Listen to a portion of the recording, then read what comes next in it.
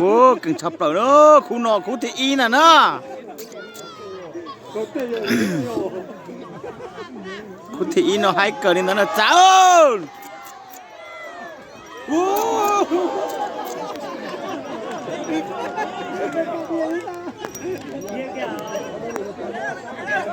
giờ lượt tù mà nhá khía đi nó nữa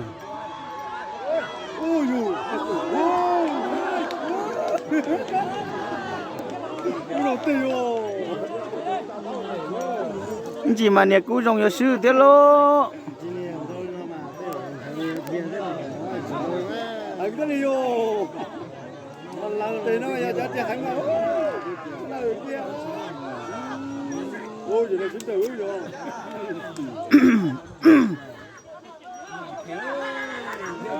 ôi vô nè ôi vô hai chập rồi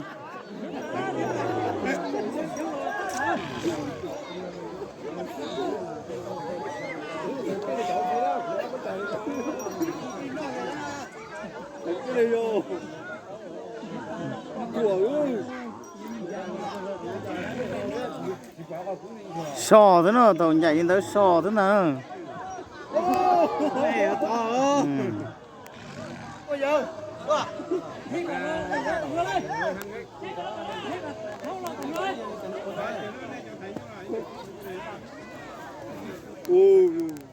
để nó muốn đu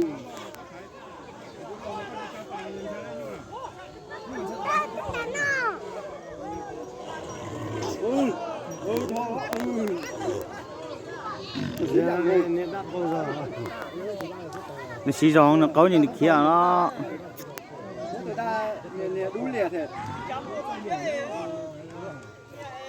nên đúng mà giờ mốc cú mà như nhỏ tới đau bét tê nè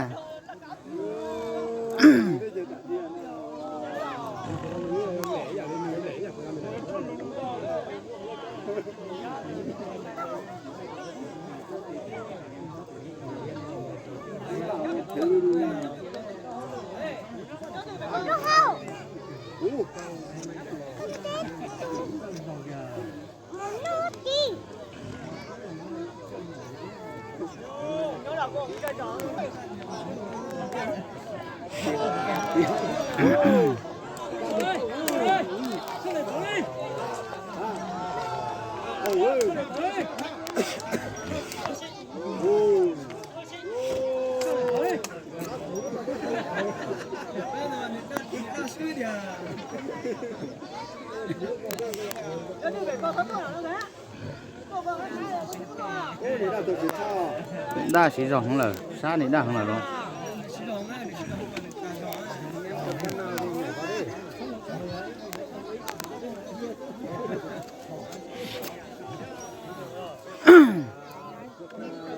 chả chỉ tàu tàu hầu nhỏ này thôi nhìn đây có mà lì chấp ra nó khía thế này ơi vô khía tiền luôn tiền luôn ok luôn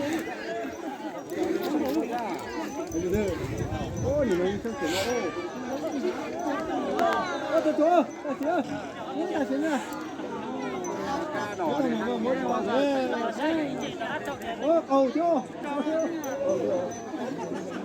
canh chập lại đó tụi đu cô ta tàn nó dân kia rồi nè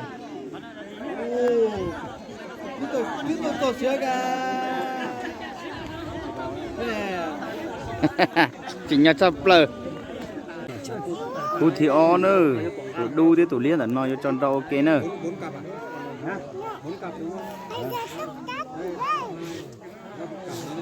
sáu cặp xe cũng là dồn rau đi trả nữa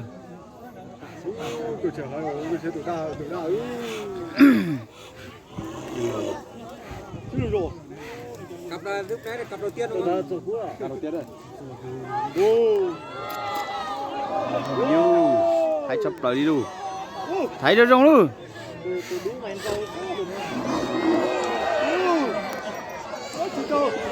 Ồ, xì sứ rồi.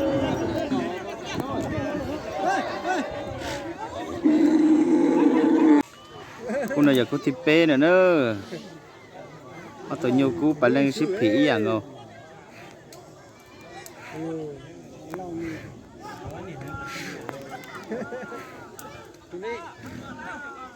đánh đau này đi. Rồi cũng chỉ bỏ cái cho thân sau để rồi thái nó là chết đó đấy. Như nhau nào chứ? Có một thế rồi. Có những cái khăn là mình đâu thế rồi.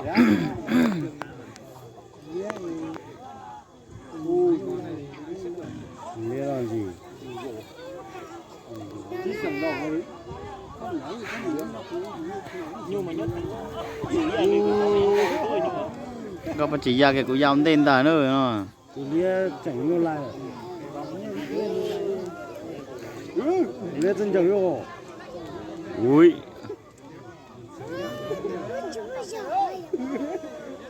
Nó chỉ tiếc. ô tụi nhiều. Cả lần đầu tiên này là có món tệ đấy.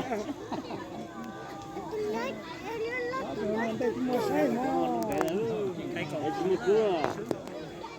Để chỉ một cua là đông đến thế.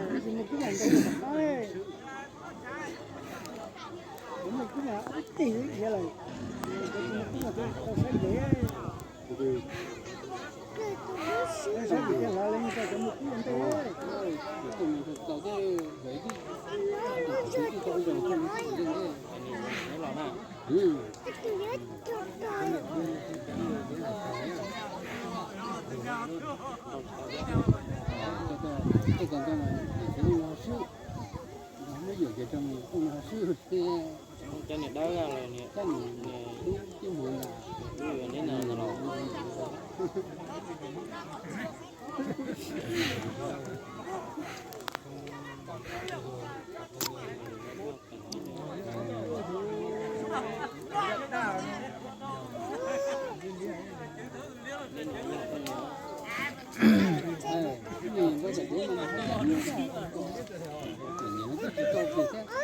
Cái này liếng tôi hiểu thì cái sự nhà thế.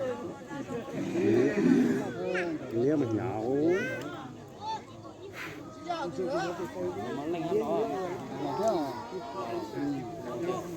Cái rú đâu sao rú như này rồi.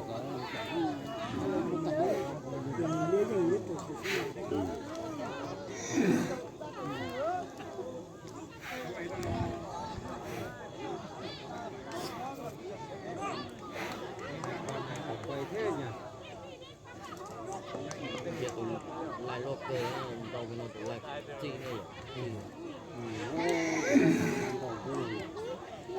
Ôi, tôi thì hay quá nó giải ơi. Nó mà này cứ chín rau này cứ tươi nó sư.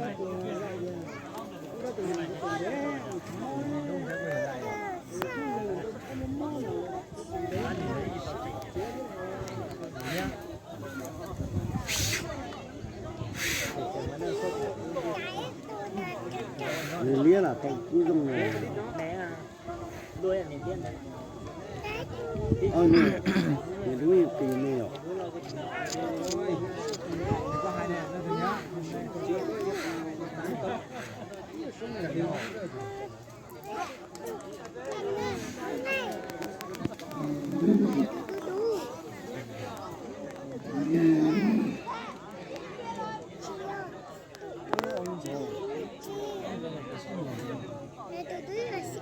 Xin chào.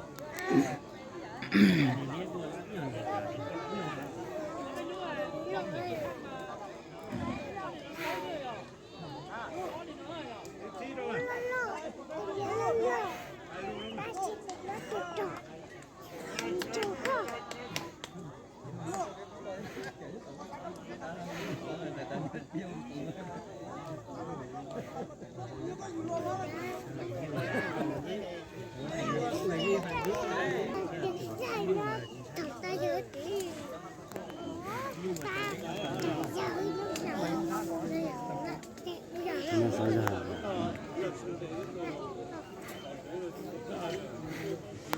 Chắc của ta không?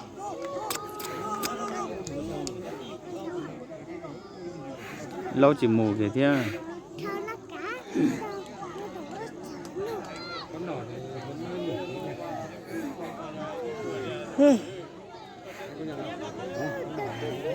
nhỏ nó nặng thì con đen ấy.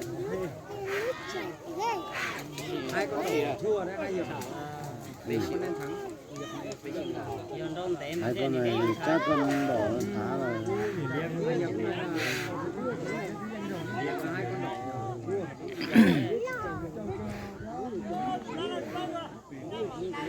ở thường nó họ để xí sang mà cho chúng nó cú rồi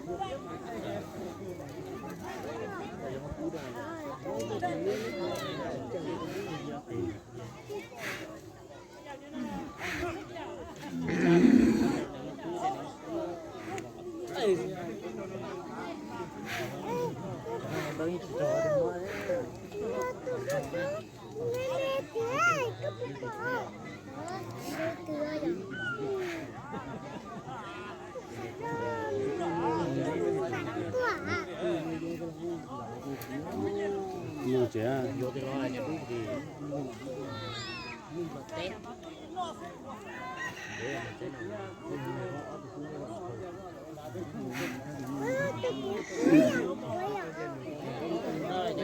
chỉ thuê được cho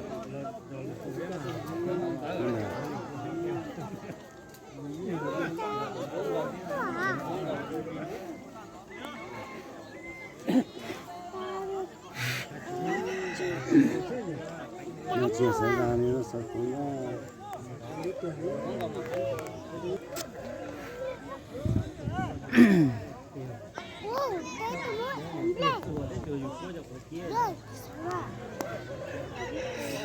mà lâu nữa lâu chưa rõ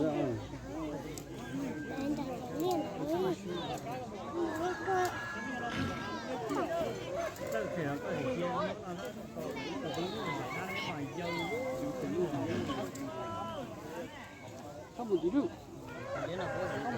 không tàu kia chúa thì đi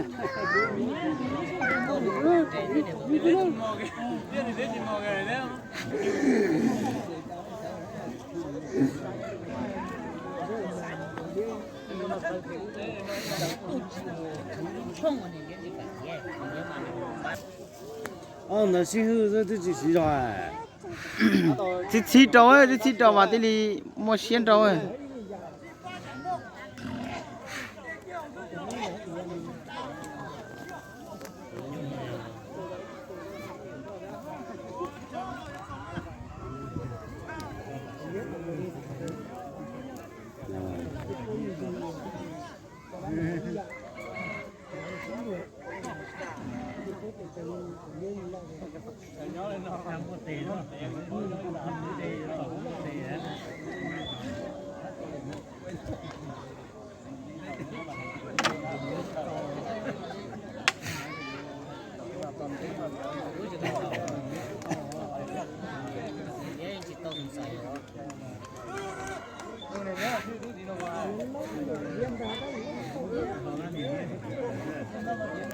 còn đâu chỉ là đâu chỉ thuê được đi chỉ một người lia lâu tàu lia một cái nhiều loại nhiều chỗ này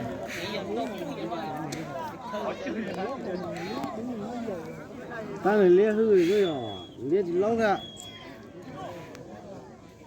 nhưng đúng là sao chú ý muốn lâu cả ra nó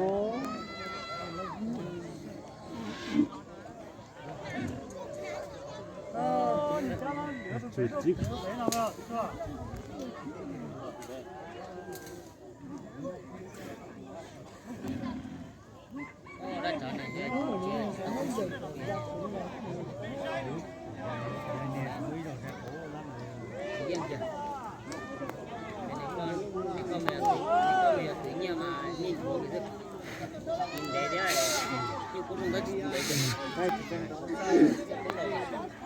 cái này thì liêm rồi thôi thì thôi chứ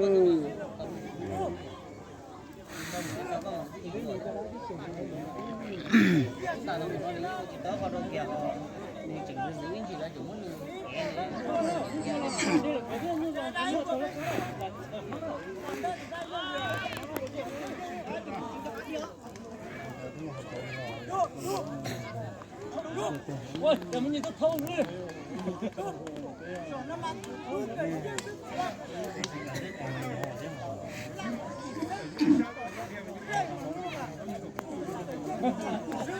Nên người sao thế là ghê à?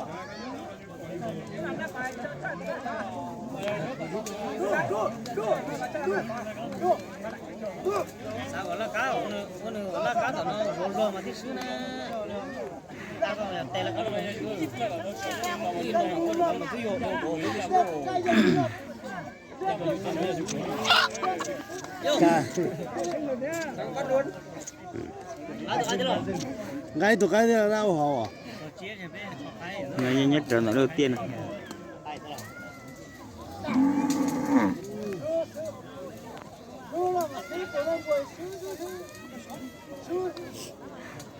À, nhà cái chọn cho họ đi. Bất tông. Nhà cái là hạt địa quân đâu nè. Nè.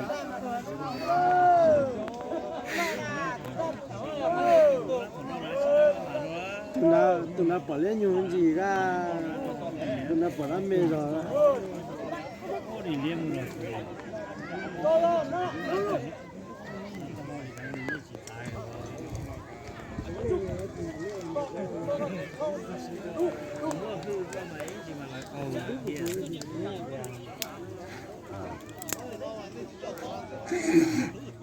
Ông này đâu thì hay ngã nó giải ô.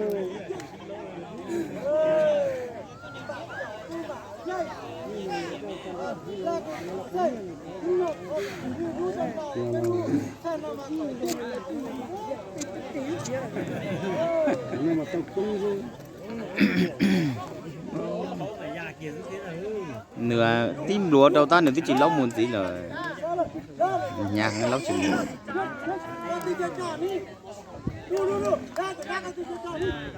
Hãy subscribe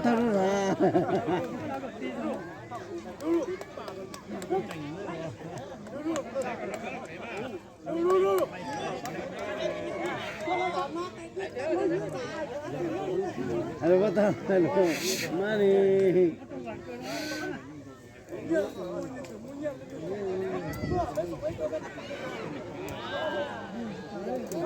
Ghiền Mì Gõ để không bỏ lỡ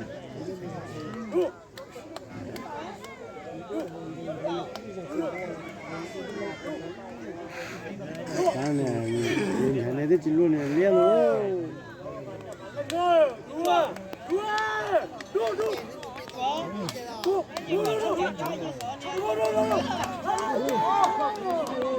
Quýt dùng này liên đi.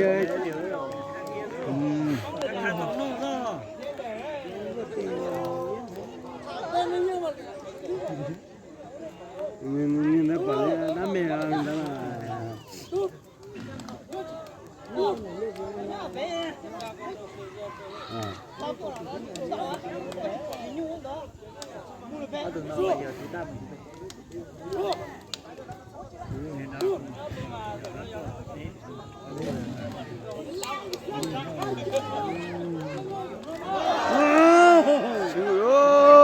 đồn té cơ nữa.